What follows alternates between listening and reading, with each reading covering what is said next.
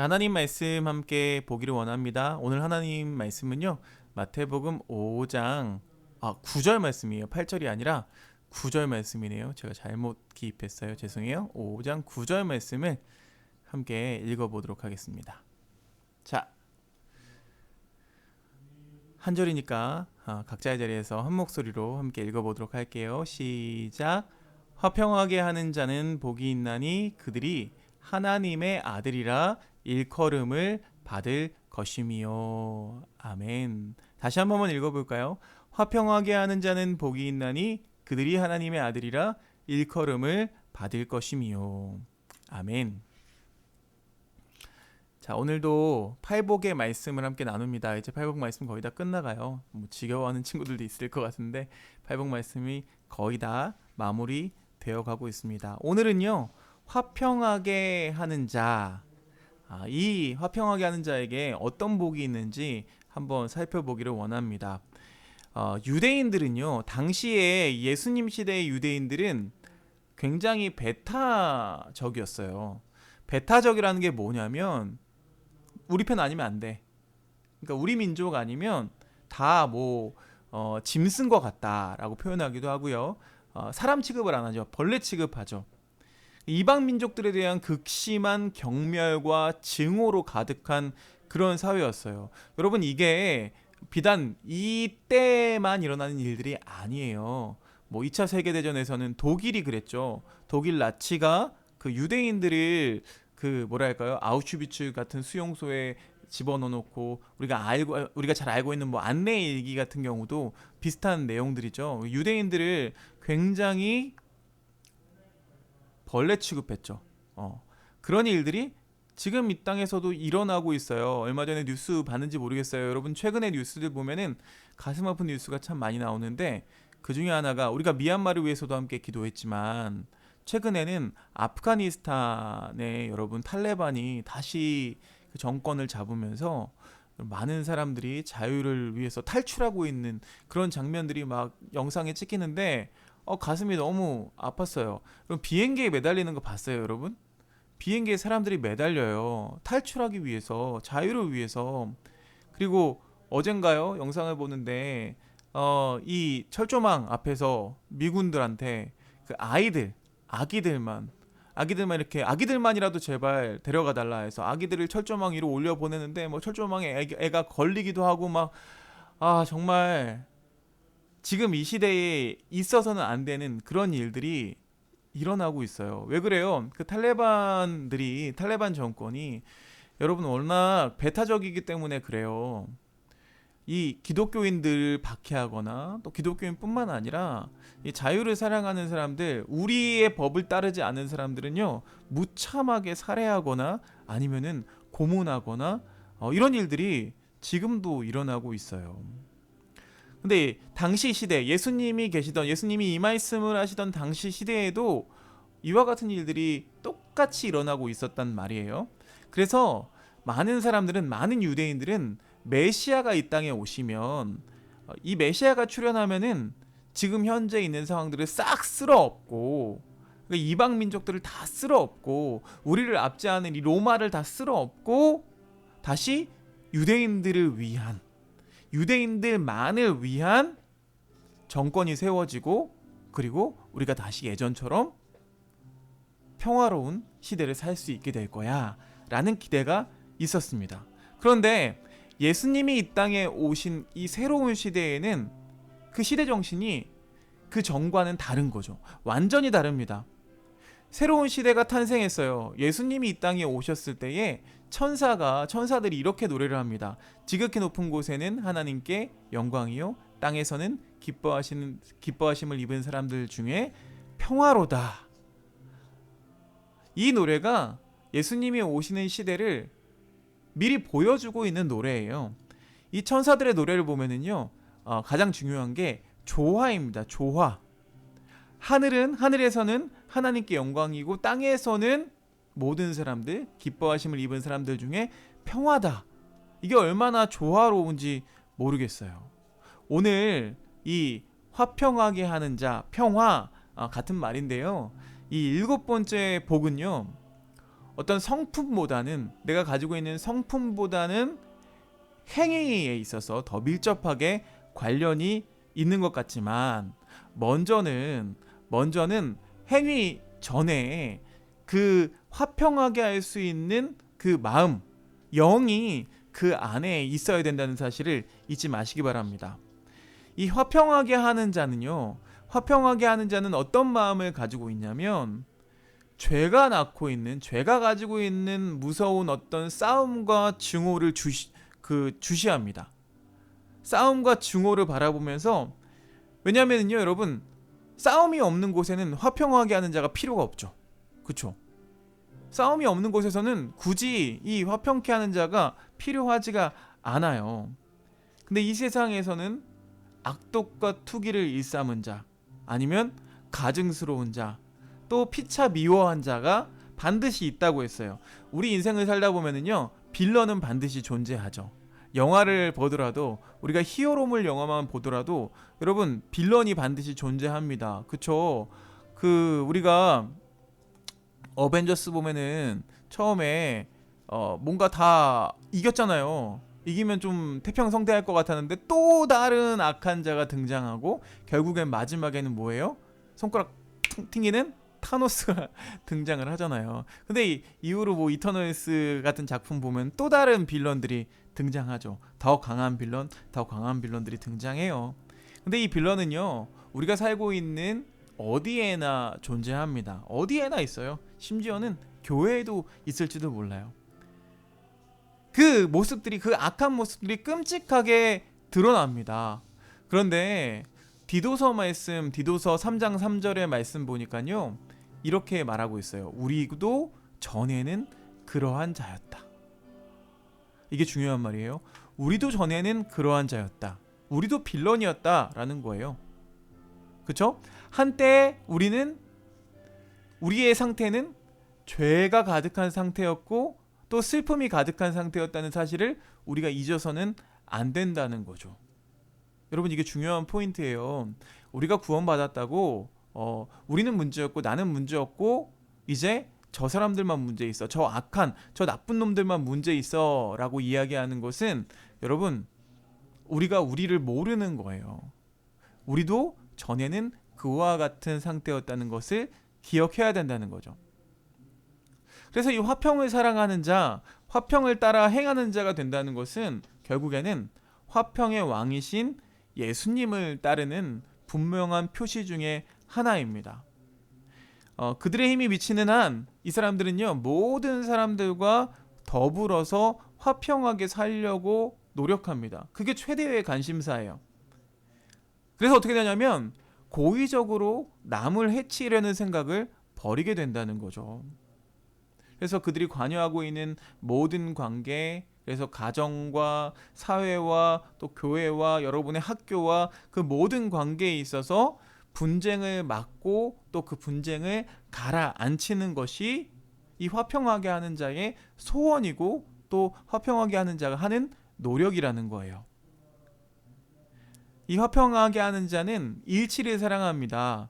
조화를 사랑합니다. 불화가 있으면 그것을 화해시키는 자들이에요. 이 친절한 그리스도와 같은 기질, 그리스도와 같은 기질을 가지고 있는데, 이 친절한 그 모습들이 때로는 비겁한 거나 아니면 그냥 자기 스스로 위로하기 위해서 빈둥거리면서 지내는 어떤 나태한 상태와 같다라고 생각할 수가 있어요. 그러니까 우리가 뭐 왕따를 당하는 친구가 있는데 그걸 보면서 가만히 쳐다보기만 하거나, 아니면 그냥 방관하거나 내가 나랑 관심 없어 라고 하거나, 여러분, 그렇게 하지 않는다는 거예요. 그것은 거짓된 평화, 그러니까 전혀 평화라고 부를 가치가 없는 거죠. 그쵸? 내 마음은 그냥 나는 관계가 없으니까 그냥 가만히 있으면 평화로운 것 같지만 사실은 그게 평화롭지가 않은 거죠. 평화라고 부를 수 있는 가치가 없다는 거죠. 거짓 평화라는 거예요. 여러분, 우리 모두는요, 예수님을 믿는 우리는 불필요한 분쟁의 어떤 그 계기를 다 피해야만 합니다. 그러나 진리를 희생하거나 우리가 알고 있는 진리를 희생하거나 원칙을 양보하거나 또 의무를 저버려서는 안 돼요. 여러분, 아프간의 그 사태를 바라보면서 여러분, 자유가 정말 중요하잖아요. 진리를 아는 사람은 자유케 된다고 했는데 그 자유를 잃어버리는 그런 상황을 우리가 그냥 무시해서는 안 된다는 거예요. 의무를 저버려서는 안 된다는 거예요. 예수님께서도 그런 모습 속에서는 강력하게 화를 내시거나 강력하게 행동하셨던 것을 말씀을 통해서 우리가 볼 수 있어요. 근데 성경 말씀엔 이렇게 기록되어 있어요. 할 수 있거든 너희로서는 모든 사람과 더불어 화목하라. 그러면 목사님 어떻게 해야 돼요? 더불어 화목하라고 하는데, 모든 사람과 화목하라고 하는데, 그런데 이게 여러분 간단한 일입니까? 그렇지 않아요. 그쵸? 이 일을 위해서는, 모든 사람과 화목하기 위해서는 부단한 경계, 계속해서 이것이 맞는 것인지 틀린 것인지, 진리를 왜곡시키는 일인지 아닌지 계속 경계하고 또 자기 수양을 하고 끝없이 성실한 기도를 요구하고 있는 거예요. 그러니까 모든 사람과 더불어 화목하기 위해서는 이런 모든 노력들이 있어야 된다는 거예요. 그러니까 기독교인들은, 그리스도인들은 소동과 소란이 일어나면은요, 먼저는 살펴봐야 될 게 과연 그것의 원인이 누구에게 있느냐, 잘잘못을 따지라는 게 아니라 먼저 봐야 되는 것은 그게 내 안에 있는 것은 아닌지, 우리 안에 있는 것은 아닌지 주님 앞에서 자기 자신을 살펴볼 수 있어야 돼요. 만약 그 원인이 나 때문이라면, 우리 때문이라면 주님께 죄를 고백해야 되고 또 죄를 범하게 한 자들과 화해해야 한다는 거죠. 그런데 아무리 기도해봐도, 아무리 살펴봐도 그게 나 때문은 아닌 것 같아, 우리 때문은 아닌 것 같아, 결백하다면 어떻게 기도해야 되냐면 그것이 재난이라고 생각하고 온순하게 복종해야만 합니다. 우리가 코로나 사태에 여러분 책임 아니잖아요. 이거 어떻게 생각할지 모르겠지만 환경적인 요인들, 이런 거는 우리 책임일 수 있어요. 우리가 그동안 아끼지 못한 우리 책임일 수도 있어요. 또 한편으로는 또 그 원인들이 모두 다 내 책임은 아닌 것 같아. 우리가 어떻게 해야 돼요? 우리가 할 수 있는 최선을 다하고 또한 이것이 재난이라고 생각하고 주님 앞에 복종해야 하는 거죠. 순종해야 하는 거죠. 만약에 오늘 말씀, 이 화평하게 하는 자가 복이 있다를 반대로 하면, 반대로 생각해 보면은 화평을 깨뜨리는 자는 저주를 받는다라고 우리가 생각할 수가 있겠죠. 그렇죠? 우리가 그래서 화평하게 하지 못하는 우리 안에 이 죄들이 있어요. 그래서 우리가 부단히 경계해야 되는 거예요. 우리가 부단히 노력해야 되는 거예요. 노력하지 않고서는 그 죄를 이길 수가 없다는 거예요. 그러면 이 화평하게 되기 위해서는, 우리가 화평하게 하는 자가 되기 위해서는 우리가 어떻게 해야 될까? 이 기질을 발전시키기 위해서는 과연 어떻게 해야 될까요? 첫 번째로는 겸손의 은혜를 구해야 합니다. 겸손한 자들끼리는 싸움이 잘 일어나지가 않아요. 그런데 교만한 그 사이에서는, 교만에서는 다툼들만이 일어날 뿐입니다. 그렇기 때문에 우리는 계속 겸손을 구해야 돼요. 또 두 번째로는 반드시 온유함을 구해야 합니다. 온유한 게 무엇일까요? 온유한다는 것은 어떤 희생을 치르더라도 나의 뜻을 주장하려고 또 하지 않아요. 자기 주장을 오히려 반대합니다. 내 뜻이 있더라도 그 주장을 사그러뜨릴 수 있는 것이 온유한 거예요. 얼마 전에 텔레비전에서, 그 TVN에서 방영한 드라마가 있어요. 나빌레라라는 작품 보셨는지 모르겠어요. 나빌레라. 70살 노인이죠. 주인공인 70살 먹은 노인이에요. 이 덕출이라는 사람이 발레를 사랑합니다. 어릴 적부터 동경하던 꿈이었어요. 근데 살다 보니까 현실이라는 장벽에 가로막혀서 꿈이 다 질식돼 버렸죠. 사라져 버렸죠. 그런데 70살 노인이 되니까 이제 뭐 가정도 다 이뤘고 자녀들도 뭐 결혼하고 이러니까 내가 죽기 전에 그 꿈에 한번 도전해 보겠다라고 이야기합니다. 그러니까 가족들이 반대하죠. 아내가 반대하고 또 자식들이 정신 나간 노인네쯤으로 취급합니다. 그런데 그렇게 갈등이 막 고조되고 있던 어느 날 아내가 결국에는 이렇게 한마디를 해요. 당신 뜻대로 하세요. 여러분, 이게 바로 사랑의 언어예요. 사랑하기 때문에 그렇게 포기할 수 있는 거죠. 사랑은 자기를 부인하게 하는 것입니다. 상대방을 주인공으로 내세워줘요. 사랑하는 마음이 바로 온유한 마음이에요. 그래서 내 뜻이 있지만 그 뜻을 구하지 않고 그 사랑하는 상대방을 위해서 내 뜻을 포기하는 게 온유한 거예요.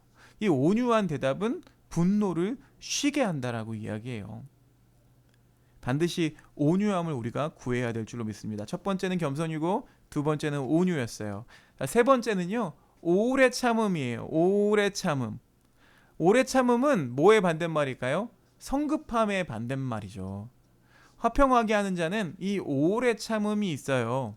성급하게 무언가 결정하고 판단하려고 하지 않아요. 어떤 뉴스가 이렇게 딱 올라왔을 때 그걸 보고 막 손가락질하면서, 요즘 뭐 연예인들 뉴스들 많이 보잖아요. 그러면 누가 나빴네, 누가 잘했네, 막 이런 얘기들이 들리면은요, 목사님은 최대한 좀 중간자적인, 삼자적인 입장에서 좀 생각해 보려고 노력을 해요. 그러니까 한쪽 소리만 들어보면 안 되잖아요. 다른 편 얘기도 들어보고 그것들을 종합해서 우리가 판단해야 되는데, 들리는 것만 가지고 막 이렇게 이야기를 하게 되면 여러분 다툼을 야기하기가 쉽습니다. 그래서 오래 참고 기다려 봐야 돼요. 모든 것을 참으며 사랑으로 서로 참는 것을 이야기합니다. 이 세 가지가 있어야만, 이 세 가지가 우리 안에 차곡차곡 쌓여져야만 우리는 화평하게 하는 자가 된다는 거예요. 화평케 하는 자, 여러분, 우리가 이 복된 일을 위해서 부름 받은 자들인 줄로 믿습니다. 하나님은요, 인간들 사이에서 화평을 이루기도 원하시지만 또 하나님과 인간들을 화해시키는 일을 위해서 우리가 부름을 받았다라는 거예요. 모세가 그랬고요. 모세가 하나님과 이스라엘 백성들 사이에서 중보자 역할을 했죠. 또 여호수아와 그의 관원들도 마찬가지고. 그래서 그리스도의 종들은, 우리 모두는요, 하나님을 대적하는 자들과 화해를 추구하는 일을 위해서 보냄을 받은 자들이라는 거예요. 우리에게 그렇게 큰 사명이 있어요, 여러분. 그런데 믿는 자들의 거룩한 특권인 이 화평케 하는 자가 되는 또 다른 길이 있대요. 그러니까 아까 얘기했지만 부단히 노력하지 않고서는 절대로 얻을 수 없는 이 화평하게 하는 자가 되는 방법. 그런데 또 다른 방법이 하나 있대요. 그게 뭐냐면 기도에 의해서 가능하대요. 뭐냐면 죄를 범한 민족으로부터 하나님의 분노를 돌리게 하는 거죠. 아까도 얘기했지만 모세가 그렇게 했어요. 모세가 하나님이 막 화가 나셨을 때 이스라엘 백성들을 위해서 기도합니다. 아론도 그랬고요. 또 다윗도 그렇게 했습니다. 중보자 역할을 했어요. 이 역할이 평화의 복된 사역이라는 거예요. 그러니까 우리 안에 죄가 있어. 이 땅에 막 죄가 만연해요. 그러면 어떻게 해야 돼요? 기도해야 하는 거예요. 누구를 위해서? 죄를 범한 이들을 위해서 기도해야 되는 거죠. 이 땅에 기독교가 욕먹고 있어요. 개독교라고 막 욕먹고 사랑이 사라져 버렸는데, 그런데 우리가 어떻게 해야 돼요? 우리 안에 문제가 있음을 알고 먼저 엎드려서 기도해야 된다는 거죠. 죄를 범한 이들을 위해서요. 이게 어떤 것이냐면 아브라함이 보여줬죠. 아브라함이 소돔과 고모라 성에 자기 조카 롯과 그의 자녀들을 위해서, 또 그래서 이 소돔과 고모라 성을 위해서 기도합니다. 그래서 10명의 의인이 있다면 하나님 그 멸망을 멈춰주십시오. 그 심판을 멈춰주십시오. 라고 기도했죠. 이렇게 할 수 있다고요. 우리가 할 수 있다고요. 화평케 하는 자가 될 수가 있다는 거예요. 그래서 이 화평하게 하는 자가 복이 있는데 어떤 복이 있대요? 하나님의 아들이라 일컬음을 받을 것이다. 이게 뭐예요? 하나님의 아들이 된다는 것은 이제 새로운 형상으로 새롭게 변화된다는 거예요. 또 일컬음을 받게 된다는 뜻은 뭐예요? 그렇게 인정받게 된다는 거죠. 우리가 인정받게 된다는 거예요. 하나님이 자기 아들로 인정하신다는 거예요. 여러분 안에 진심으로 모든 사람들과 더불어서 평안하게 살기를 바라면서 노력하도록 하는 그 성령의 은혜가 있기를 간절히 축원합니다. 여러분 그랬으면 좋겠어요. 피스메이커가 됐으면 좋겠어요. 그 피스메이커의 그 성품이 우리 안에 있다면 여러분은 하나님의 자녀가 되었다는 증거, 그 증거를 얻게 된 거예요. 하나님의 자녀가 되는 특권을 얻게 되었다는 거예요. 그런데 이게 계속 유지되는 게 아니에요. 아까도 얘기했지만 계속 끊임없이 부단히 노력해야만 이것이 유지될 수 있다는 거예요. 여러분, 우리가 이 피스메이커가 되면, 화평케 하는 자가 되면 결국은 우리를 통해서 우리가 하나님의 아들이라는 것을 온 세상에 밝혀내실 거라는 거예요. 세상에 분쟁이 참 많습니다. 종교의 분쟁은 여전히 있죠. 아프간 사태를 보아도 그렇고요. 정치적인 분쟁도 여전히 계속되고 있습니다. 이 나라의 뉴스만 봐도 얼마나 같은 편끼리도 싸우고 있는지 몰라요. 얼마나 분쟁이 많은지 몰라요. 여러분이 속해 있는 곳도 빌런이 없을 리가 없어요. 반드시 있어요. 나를 힘들게 하고 나뿐만 아니라 모든 사람들을 힘들게 하는 사람이 존재하죠. 하지만 여러분, 우리가 해야 될 것은 무엇입니까? 그것을 화평케 하는 역할, 피스메이커가 되어야만 해요. 그 죄 짓는 사람들을 위해서도 기도해야 해요. 그걸 바라보며 손가락질하면서 나쁜 놈, 죽일 놈 얘기할 것이 아니라, 그들을 어떻게든 끌어내기 위해서 노력하는 것이 아니라 먼저 그들을 위해서도 기도해야 하고, 또 화평케 할 수 있는 그 모든 노력을 기울일 수 있는 저와 여러분이 되셨으면 좋겠습니다. 여러분 피스메이커가 되세요. 여러분의 각자의 자리에서, 여러분의 가정에서, 여러분의 학교에서, 여러분 우리 교회에서 피스메이커가 되시기를 주님의 이름으로 축원드립니다. 우리 같이 기도하겠습니다. 하나님 감사합니다. 오늘도 하나님 말씀을 통해서 화평하게 하는 자에게는 복이 있는데, 그 복이 결국 하나님의 자녀라고 인정받는 것이라고 하였습니다.